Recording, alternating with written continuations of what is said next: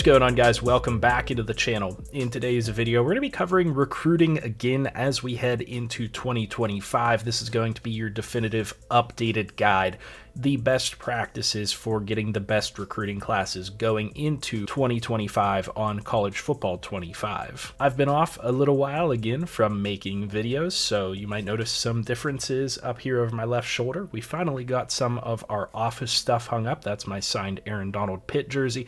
We also have a couple of other hung jerseys that are signed up in the office and some other memorabilia. You guys can't see those things necessarily, but I took some time to get the office in order and all those types of things. So things looking a little bit more in place as they should finally. Without further ado, though, we're going to jump into today's video. I apologize for being away for a while, but this is a good time to make an updated recruiting video because there are some changes and updates to our recruiting strategy, but there are still some very overpowered recruiting strategies within this game to be very, very effective with always dominating recruiting in your connected dynasties. With that being said, I'm going to start off with a few examples for you. There are a couple of connected dynasties here that will be able to show you some of the recruiting results that we've been able to achieve. This is National Signing Day, where we've moved up through the rankings. Teams are starting to move up to better jobs within this dynasty. This was kind of a build it from the bottom type of dynasty, and I joined LSU as a brand new coach because I didn't actually get an offer from them. So the rules in our league are that we have to recreate a coach. So with a bottom of the league coach, a level 0 coach, I was able to get the #1 national ranked recruiting class in year 3 after LSU has been horrible for the first 2 seasons with that level 0 coach. And so that just demonstrates how effective this strategy is. You're able to get a ton of 5-star prospects, a ton of 4-star prospects to boot, and recruiting is obviously not even done at this point. I'll be able to add more transfers. I'm going to have more commits that are already going to be coming in from my board here, and that's just going to stack even further and increase my recruiting class. Generally speaking, you'll notice that if you reach the high 270s in terms of your recruiting points, you're going to end up with the top or one of the top recruiting classes within the nation. Early on, if you're hitting 250, 260, like we are here on National Signing Day, you're in a really good spot to clinch one of those top spots, if not the top spot. But let's go ahead and show you a couple more examples before we really quickly dive into the tips for today's video. And the reason that I'm showing you guys all these examples is because it's important for me to prove to you guys that these things work.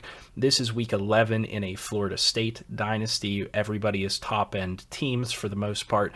And we are sitting at recruiting class number 4 with 9 5-star recruits. I haven't even started to heavily recruit 4-stars yet. That's only going to continue to go up with my just absolutely insane 5-star recruiting numbers. And I have a handful other 5-stars that I'm going to be getting here on my board. So as you can see, the numbers are just absolutely off the chart and insane. That's going to continue to increase, and I'm likely going to end up with the #1 recruiting class again in this online dynasty, where we have even better teams competing for those prospects, such as a user that is Georgia, North Carolina, Alabama, and teams like Ole Miss. And we are just absolutely dominating them in the recruiting game. This strategy works, and it's not one of those strategies that you guys see all these other YouTubers create. They don't actually show you the in-depth, the results of it working for them. They don't show you it working against other users. It's a very simple strategy we'll get into in a moment after one more example, the best example, and you guys will be running away with recruiting in College Football 25. And this is the final example here with Penn State. In this dynasty, we were able to get somewhere in the 16 to 18 range for 5-star recruits, which sounds absolutely ridiculous, but when you look at the player overalls, you guys can see exactly how that's panning out. We have so many close to, if not 80 overall freshmen coming in on this team, and you can see all of these high-rated freshmen. I mean, this is just absolutely ludicrous how many freshmen we got that are potential starters right out of the gate. All of these players just across the board are just absolutely insane. It's 27, 28, 29 freshman players that are mid to high 70s, if not into the 80s. You definitely have to start with a high-end team in order to achieve this right off the bat, but you'll be able to achieve this in the long run if you get the correct coaching traits and if you dedicate yourself to improving your team's ratings so that you're able to do more hard sells and soft sells. I know that's more difficult for lower end teams, but it can happen as you continue to progress with a team in Dynasty mode over multiple years. So what exactly do you do here? I'm in year 2 with the Penn State Dynasty, and we're going to show you guys exactly what you want to do early on. The 2 biggest things, actually 3 biggest things, are going to happen in preseason week and week 0 of recruiting within College Football 25. If you don't do these things, you're not going to be setting yourself up for the most overpowered start possible.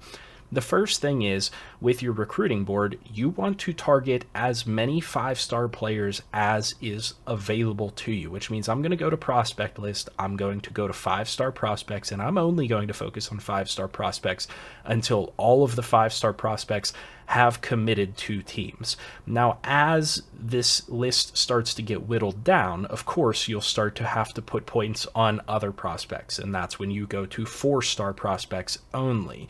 When you go through all these 5-star prospects, you put every single one of them on your board, regardless of whether they are a top interest in your team, have any interest in your team whatsoever. Some of these 5-star prospects don't really even get recruited after a week or 2, even multiple weeks sometimes within College Football 25.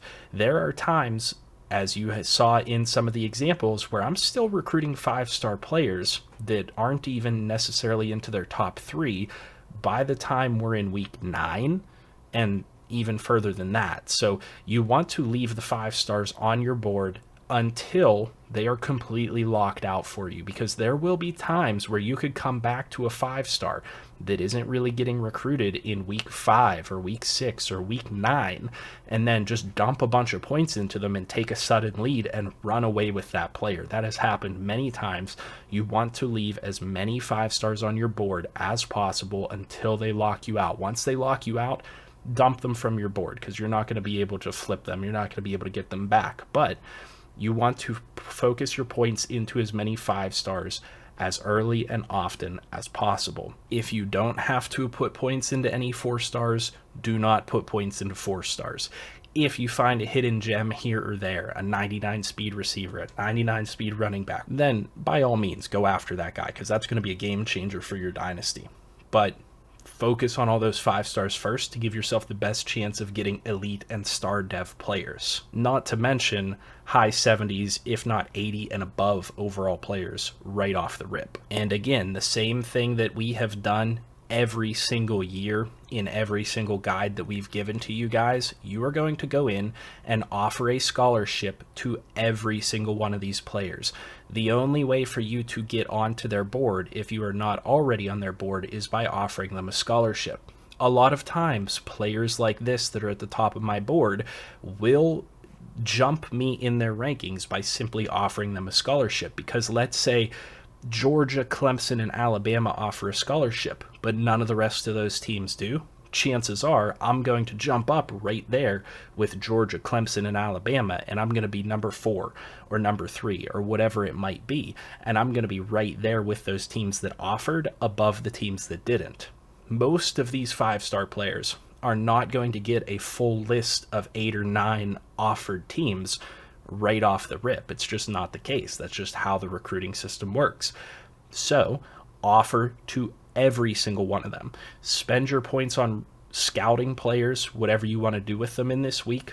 All these extra points that I have up here, 1,100, not really that important, because I'm going to recruit 5-stars regardless of if they're busts or not, because they're going to turn out to be better than most 4-stars, most 3-stars, so on and so forth. Most of them, as you saw, even though I recruited some busts with Penn State, even though I recruited 18 5-stars or whatever it was, they all came in as mid-70s and above. So focus 5-stars, focus 5-stars, focus 5-stars until you can't put any more points into 5-stars. It's really that simple. The second thing that you want to do to give yourself the by far strongest start within College Football 25 is opposite of what a lot of people are going to tell you. A lot of people are going to tell you to go into your custom schedule and put as many home games late into the season as possible. If you are just starting off in a franchise, no, absolutely not. That is 100% incorrect. And here is why. You want to get as much coaching experience as early as physically possible so you can get advantages on your recruiting as early as physically possible. When I go to my coaching abilities, I want to get into the recruiter archetype as soon as possible. I want to get to level 2 on every one of these abilities as soon as possible. I want to get recruiting actions, give bonuses to these positions as soon as possible. Now, what you're going to do specifically is you're going to focus on the positions that have the most competition for you. So you're going to offer a scholarship to every single one of those players in week preseason. Then you're going to go to week 0 and you're going to see who's competing for those players. You're going to play your game first in week 0. You're going to get 10 or more coaching points off of that, and you're immediately going to get a level 2 most influential for one of these positions, and it's going to be whatever position you deem to be the most valuable or have the most competition. Let's say I really need a quarterback with LSU or Penn State or whatever it is. I'm going to immediately go in there and get level 2 most influential for quarterback. And that's going to immediately start giving me an edge in recruiting for those 5-star quarterbacks. Let's say there's a ton of 5-star receivers, tight ends. I want the most bang for my buck. I'm going to go in immediately after my week 0 game and get most influential wide receiver, tight end, so that I can get the advantage on the most players possible.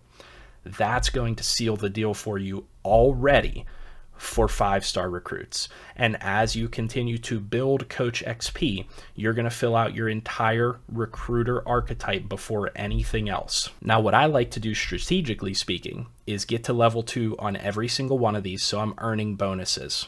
If there's a position where there really aren't players at, say, running back, or it's not that important to you, you can skip that. You can focus on level 2 of the other ones. When you start to get to the point where you have points and you can potentially get level 3 for these, you're then going to get level 3 for the positions that are the most competitive for you, that have the most teams that could potentially steal a prospect from you, because that's going to increase your recruiting points on a player from 50 or maybe 60 if you have good coordinators up to 65 or 75.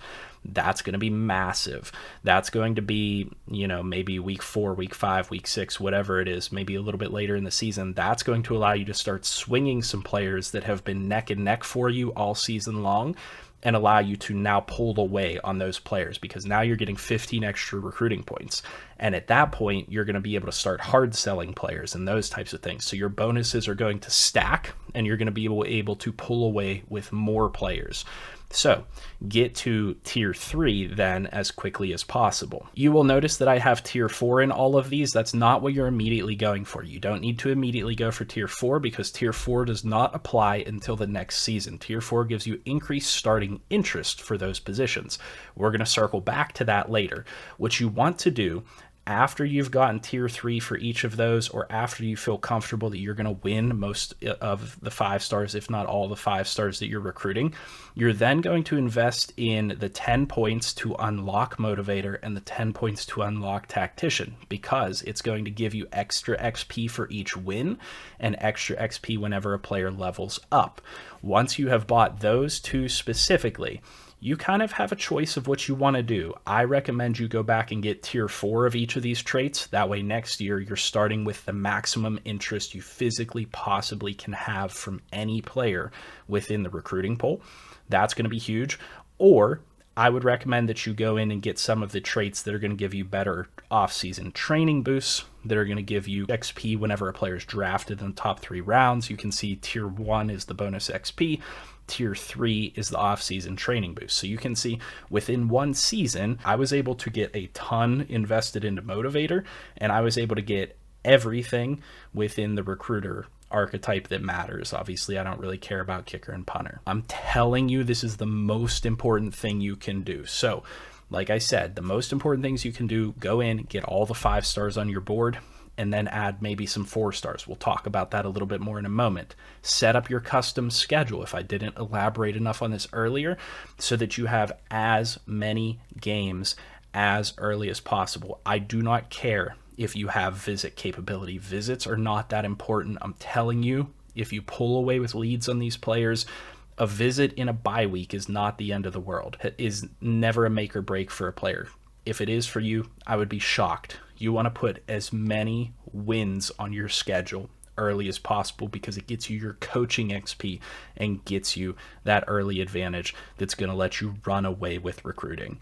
Like I said, you then invest that coaching XP into the specific traits in the specific order that we talked about, and you're going to be absolutely dominating recruiting. When we talk about specifically recruiting players and what to invest your points in, you always want to go hard sell. As you guys can see, I can invest 75 points into these players, which is going to give me an advantage over almost every single team in college football, unless somebody is speccing into it exactly the same. So you'll see I'm going to go send the house and contact family and friends, which will equal 75 points on every single one of the top 5-star players that I want to go after. And I'm just going to hammer them until I can't hammer anymore. Yeah, some other players are going to drop off my board because they're going to lock in for somebody else. Doesn't matter. Some of them are going to stay on your board that you'll be surprised because you're not investing points into them. You'll be able to circle back and invest points into them later. Trust me, it almost always happens that way. As you saw, Florida State, Penn State, LSU, I'm able to do the same thing in every one of those dynasties. As soon as you are able to ensure that you have all 3 green traits for a hard sell, maybe 2 greens and a yellow, you want to hard sell a player and again keep the points as maxed out as possible. Just because you can hard sell doesn't mean that you can shave points off. That's when you lose your leads. Just because you're going down to 40 for the hard sell doesn't mean that you can shave those points. You now need to backfill and still get up to 75 total points invested in these players and lock them out as soon as possible.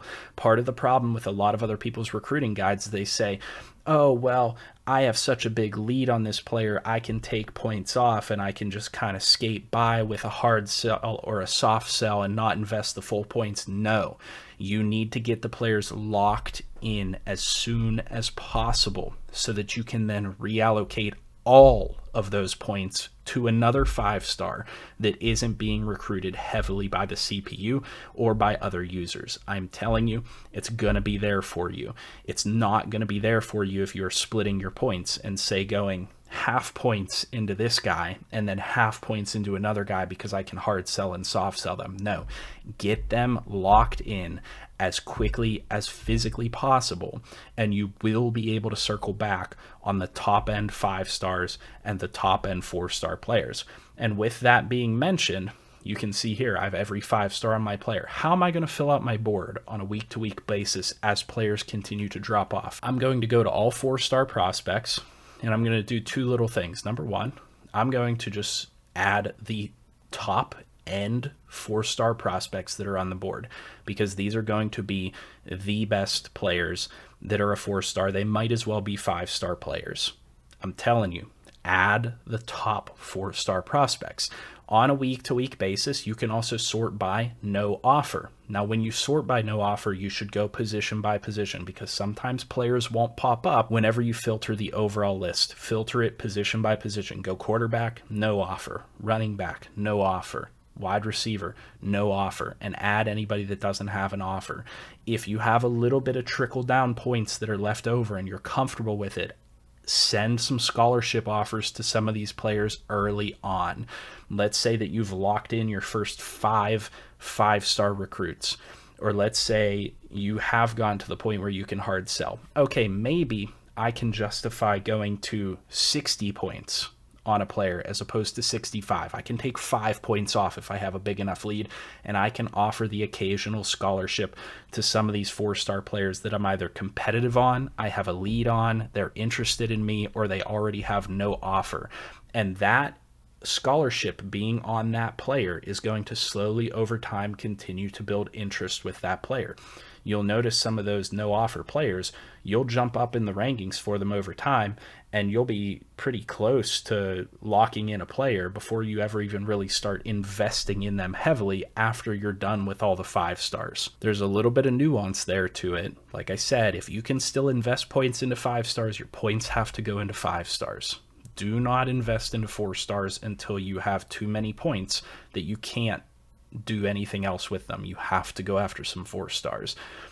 maybe here or there take 5 points off. If you're really comfortable, you're going to lock in a player and add a scholarship to one of these guys. And there's not a whole lot else to it for you guys. You're going to want to put in recruiting visits here and there when you can. Like I said, it's not the end of the world to do a recruiting visit in a bye week. It's obviously better to do it in a home game versus a big opponent, especially if you're confident you're going to win. But you also never want to schedule against an opponent when you're not confident you're going to win. If you think you're going to lose against another user, don't schedule a visit versus them. Schedule a visit versus a lesser team.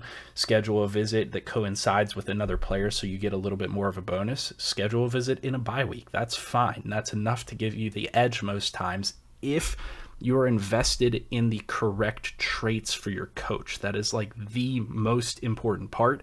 And the way that you can get invested in those traits for your coach is by making sure you have games in week 0, week 1, week 2, week 3 as early in the schedule as possible. And truthfully, there is not much more nuance to it than that. Other people are going to say there's some nuance here or there. If you know that you're going to lose a 5-star prospect, drop them. Chances are that if Alabama comes in or Georgia comes in with a massive lead somehow on a player, you're not going to come back on them. Start putting your points elsewhere.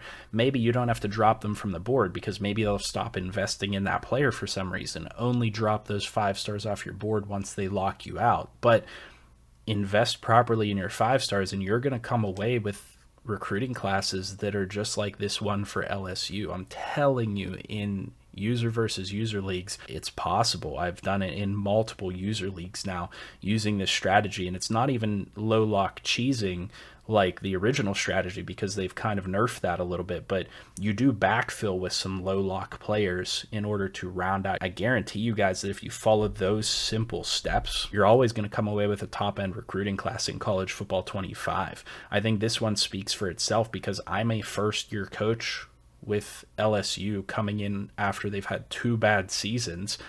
I came in as a level 0 coach and I beat out the entire league in recruiting. Sure, most of them haven't taken on jobs with, Ohio State, Alabama, whatever, but those teams should be beating me as CPUs, and they're not. Teams like TCU, Florida, Ole Miss, they're still not beating me in recruiting. So obviously this system works. And it is super straightforward. You don't have to overcomplicate it. I'm telling you guys, it's going to work for you. And you might say, okay, well, what if I'm not a top-end school? Well, invest in your program, win games, get your team's ratings up so that you can get better recruits and more recruits will be interested in you. As you continue to go, more recruits will become interested in your school.